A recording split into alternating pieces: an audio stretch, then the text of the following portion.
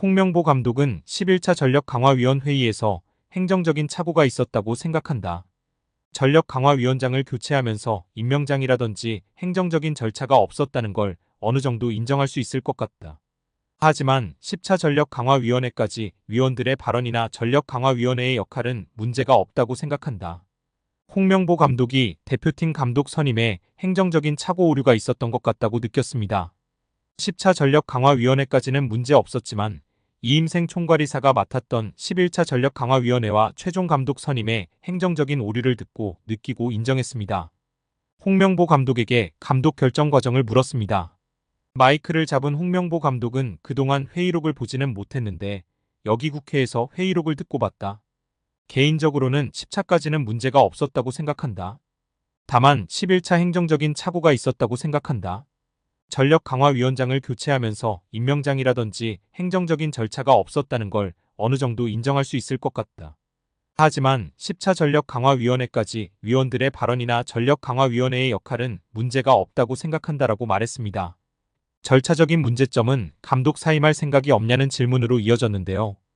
홍명보 감독은 이 문제를 가지고 감독직을 사임할 생각이 없다. 감독은 성적이 좋지 않다면 언젠가는 경질이 된다. 내 역할은 남은 기간 동안 대표팀을 강하게 만드는 것이라고 답했습니다. 완전히 미쳐버린 홍명보입니다. 절차상의 문제가 있다고 인정했고 그럼에도 불구하고 절차상의 문제가 있어도 자신은 사임할 생각이 없다고 충격 발언을 했습니다. 정말 답이 없는 홍명보입니다.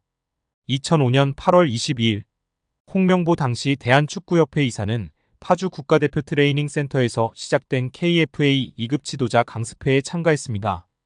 홍명보는 지도자 자격증이 없는 상태였는데요.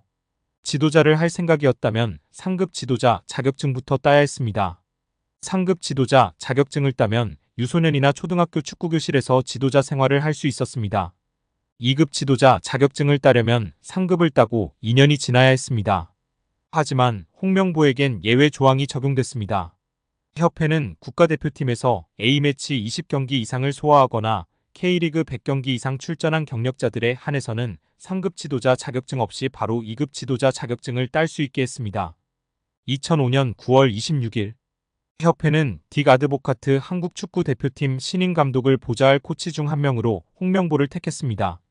지도자 자격증이라곤 전무했던 홍명보가 2급 지도자 자격증을 딴 지 3주 만이었습니다. 자격 논란이 불거졌습니다. 2급 지도자 자격증을 보유한 자는 중학교나 고등학교 팀만 지도할 수 있었는데요. 당시 KFA 규정에 따르면 대한축구협회 1급 지도자 자격증이나 아시아축구연맹 A급 지도자 자격증을 취득한 자만 대표팀 지도자로 일할 수 있었습니다. 협회는 당시 지휘권을 갖지 않는 보조 지도자 역할이기 때문에 홍명보 코치의 1급 자격증 취득 여부는 크게 문제될 것이 없다는 입장이었습니다. 지도자 경력이라곤 지도자 수업 3주뿐이었던 홍명보는 국가대표팀 코칭 스태프에 합류한 역사적인 사건이었습니다. 홍명보는 국가대표팀 코치를 맡은 지 1년이 채 지나지 않아 2006 독일 월드컵을 치렀습니다. 홍명보에게 국가대표팀 코치로 지도자 생활을 시작해 월드컵을 경험하는 데까지 필요했던 시간은 단 9개월이었습니다. 누군가는 평생의 꿈이 될 수 있는 월드컵을 경험하는데 홍명보는 속성 자격증 취득부터 돈으로 살 수 없는 월드컵 코치 경험까지. 정말 대단합니다. 이후에도 홍명보는 탄탄대로였습니다. 홍명보는 2006 독일 월드컵 후에도 국가대표팀에 남았는데요. 홍명보는 국가대표팀 코치로 2007 아시아축구연맹 아시안컵, 2008 베이징 올림픽을 차례로 경험했습니다. 2006 독일 월드컵 16강 진출 실패, 2007 아시안컵 3위 및 음주 파문, 2008 베이징 올림픽 조별리그 탈락 등 대표팀은 실패를 거듭했지만 홍명보가 책임질 건 없었습니다. 홍명보는 2008 베이징 올림픽을 마친 후 감독 생활을 시작했습니다. 많은 축구 팬들이 알고 계신 것처럼 2010 광저우 아시안게임에서 한국은 한 수 아래로 평가받았던 UAE와의 준결승전에서 연장 접전 끝에 0대1로 졌습니다. 한국은 이 대회에서 3위에 머물며 홍명보의 경질이 예상되었습니다. 그러나 놀랍게도 홍명보는 경질되지 않았습니다.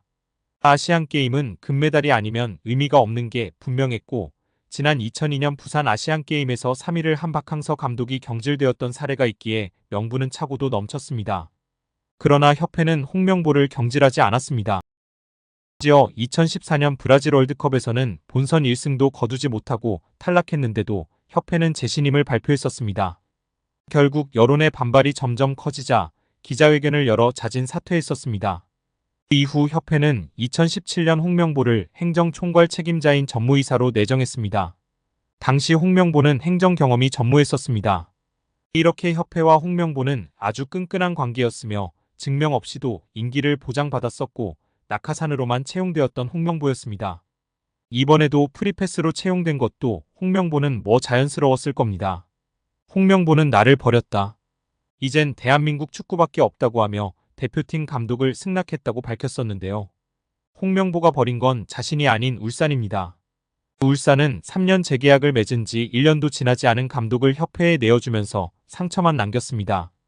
홍명보는 대표팀 감독으로 실력은 물론이거니와 도의 신의를 저버리는 인성도 문제가 있는 감독입니다. 속히 선임 취소 혹은 자진 사퇴만이 답입니다. 한국 축구에서 학명으로 가장 두드러진 인물이 바로 지금 이 시끄러운 와중에 축구 대표팀 감독을 맡은 홍명보 감독입니다. 박종환 감독이 대표팀을 이끌던 1995년 한국팀은 코리아컵 준결승전에서 예선에서 쉽게 승리했던 잠비아에 패했습니다. 그런데 이 경기 전날 박 감독의 억압적이고 비인격적 훈련에 불만을 품고 있던 홍명보, 황선홍 등 주전 선수들이 경기 전날 술집에서 대취할 정도로 술을 마신 사실이 언론에 보도가 돼 난리가 났습니다. 그래서 홍명보 선수 등은 징계 위기에 처했는데 이들은 그 제보자로 박 감독을 꼽았고 언젠가 안갚음하리라 맹세했다고 합니다. 다음해 아시안컵 8강대 이란전에서 한국은 6대2로 참패하였습니다. 유례를 찾기 힘든 처참한 패배입니다. 특히 전반에 2대1로 앞서고 있었는데 휴식 시간 라커룸에서 무슨 일이 있었는지 후반에만 연속으로 5골을 먹은 것입니다. 당사자들은 부인하지만 이 사건은 축구계뿐 아니라 축구팬들도 의혹을 거두지 않고 있습니다. 박 감독은 결국 감독에서 물러났고 당시를 회상하며 자살까지도 생각했을 만큼 개인적으로도 충격이 컸다고 했습니다. 한국이 참패를 당하자 국내 언론들은 11회를 이끌고 있는 홍명보가 태업을 이끌었다. 박종환 감독을 끌어내리기 위해 선수들이 태업을 했다라는 등의 뒷말들이 나돌기는 했지만 끝내 참패 원인의 진실은 밝혀지지 않았습니다.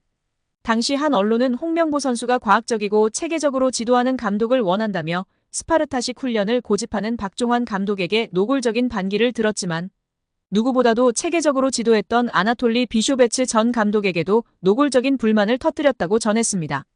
조중현 당시 KBS 해설위원조차 홍명보가 선수로서의 본분을 망각한 것 같다. 옛날에는 감독의 그림자도 밟지 않았는데 어쩌다 이 지경이 됐는지 모르겠다고 개탄했다고 합니다. 하석주 전 전남 감독은 최근 언론 매체 오센과의 인터뷰에서 11회는 그냥 봉사단체다. 내가 회장을 맡고 있다. 라고 밝힐 뿐 특별한 이야기는 하지 않았었습니다.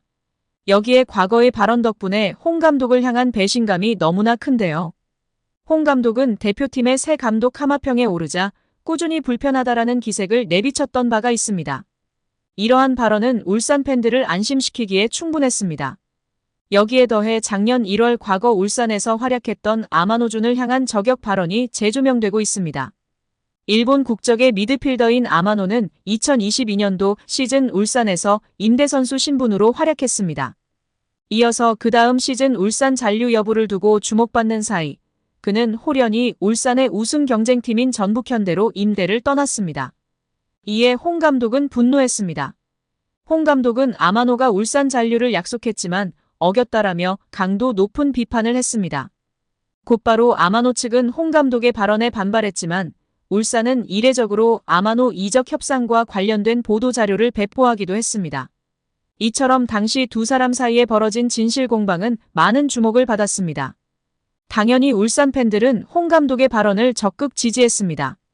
그런데 아마노의 배신감을 느꼈던 홍 감독이 울산의 배신감을 안긴 아이러니한 상황이 된 것입니다. 이에 울산 팬들은 홍 감독을 아마노의 이름에 빗대어 아마노 홍이라는 조롱 섞인 별명으로 부르기 시작했습니다. 이러한 상황에서 홍 감독은 아직까지 어떠한 입장도 내놓지 않고 있는데요. 덕분에 울산 팬들의 속은 더욱 타들어가고 있으며 그들에게 남아있는 것은 피눈물 섞인 배신감뿐이었습니다. 한때 K리그 2년 연속 우승을 안겨주며 팬들에게 기쁨을 안긴 수장은 이제 사라졌습니다.